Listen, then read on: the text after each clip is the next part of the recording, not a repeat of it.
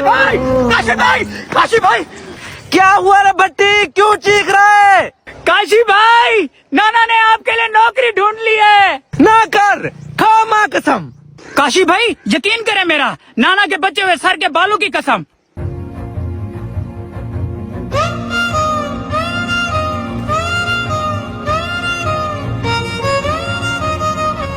नाना जी आपके अमरूद तो ठीक हैं, लेकिन रेट बहुत ज्यादा मांग रहे हैं आप। रेट तो यही है, बाकी आपकी मर्जी।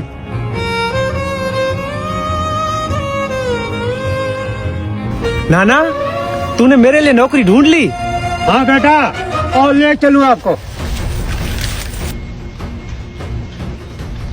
जनाब 1 मन से 5 किलो कम होगा इसका वजन।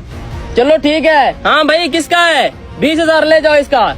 जनाब ये दूध भी देती है, थोड़ा सा रेट बढ़ा दें। इसका मतलब है अब इस्लामाबाद में चाय भी खालिस मिलेगी। चलो आपको 5,000 इसका इजाफी देते हैं। दे इसको।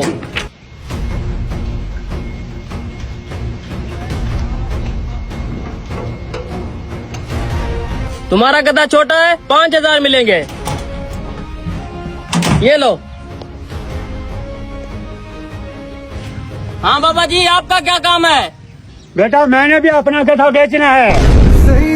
तू तो बदला नहीं है, मौसम जरा सा